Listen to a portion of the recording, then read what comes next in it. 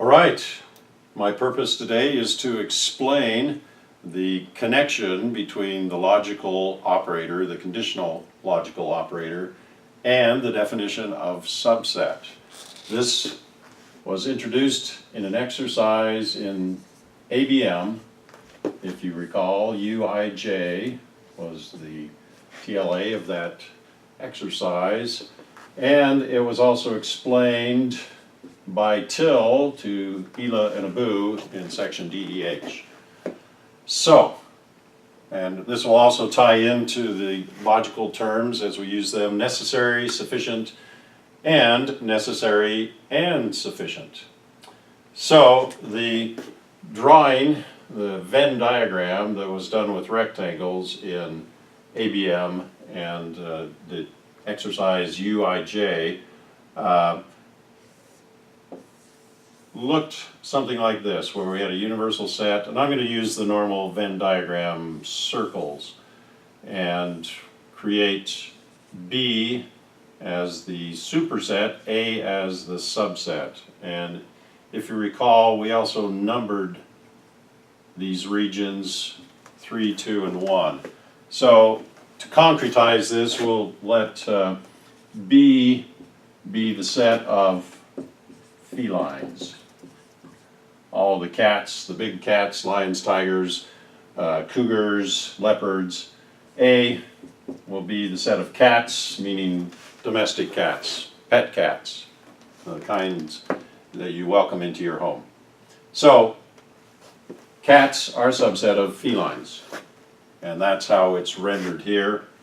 Our universal set could be the set of all animals, if you will, or just could be the set of everything. What the numbered region 1 means is everything that's not a feline. So outside of the set of felines is everything else. Everything non-feline is this region outside of the set B.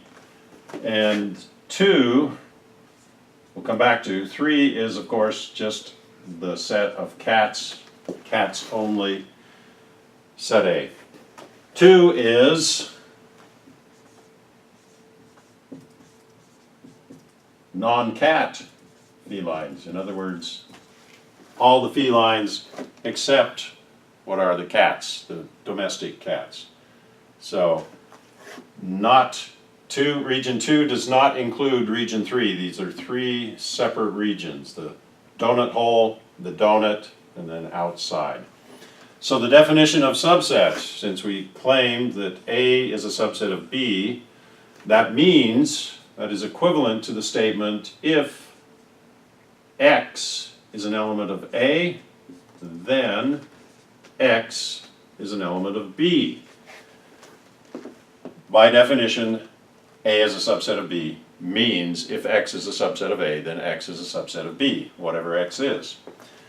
That means that the definition of subset is a conditional, where we let P be the statement X is a subset of A, and Q is the statement X is a subset of B.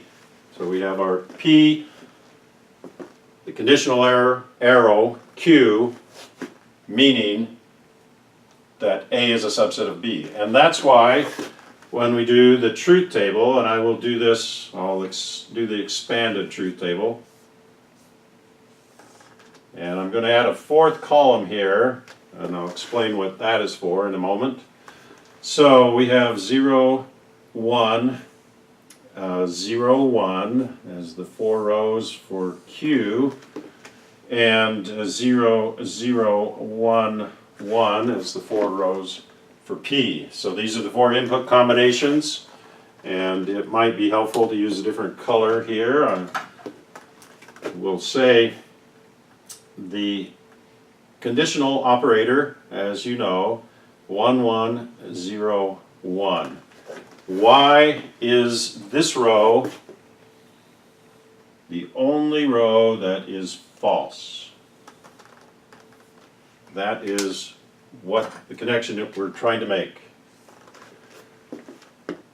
So, the question that Till asked Abu and Ela, is it possible to be outside of both B and A? In other words, not an element of A and not an element of B, corresponding to P false and Q false. Yes, it is possible. That's why we have a true or a 1 there. And that corresponds to, so this is the corresponding region. Region number 1, outside both A and B. Is it possible to be both in A and B? Yes. Region 3 is we're in A, which is in B, so that is also 1, a possibility, and that's region 3. Region 2, is it possible to not be in A, so P is 0, and be in B? Well, that's exactly region 2. In B, but not in A. So here's the 1 for being in B and the 0 for not being in A. And the only other row, the only impossible scenario is, can you be in A but not in B? No, impossible. That's why we don't even have a numbered region there, because we can't draw it.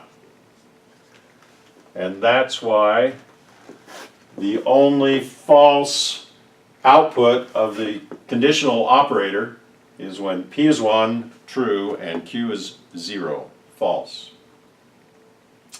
To put this in necessary and sufficient terms, so it is necessary to be in B to be in A, which is exactly what this says. This says Q is necessary for P. P only if Q. Only if you're in B can you possibly be in A. It's necessary, but it's not sufficient, because you can be in B and not be in A. Region 2. So, being in B, in other words, Q is necessary, but not sufficient for P.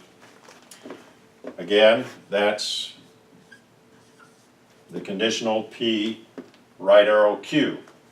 That's exactly what it's saying.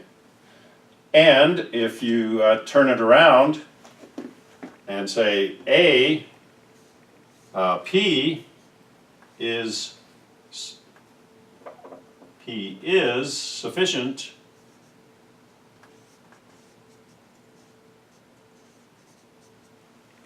but not necessary.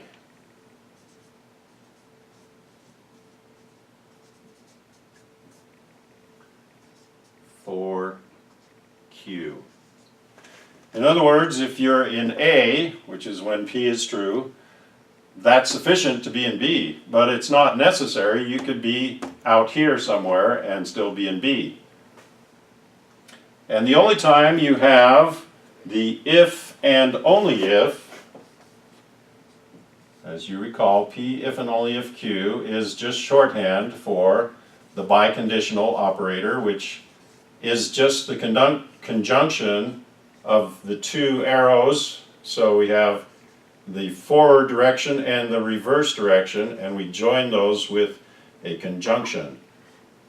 So if P then Q, and that should be a wedge there, or upside down V, logical and this is the reverse direction, if Q then P, gives us P if and only if Q. And that is when A and B are exactly coinciding, they're the same set. Being in A is necessary and sufficient for being in B, and vice versa. Being in B is necessary and sufficient for being in A.